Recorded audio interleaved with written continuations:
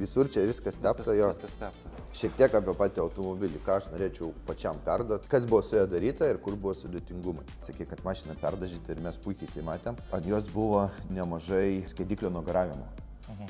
Mes jo nešveitėm.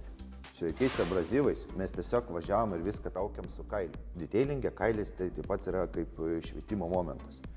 Ir norėjau atkreipdėmėsi į tai, į patį kapoto priekį. Pačio kapoto priekio mes tau kirzuchas nenuiminėjom, vien dėl to, kad tai yra priekis, bus įdaužų dar kažko, kad tau ateitie būtų iš ko vesti.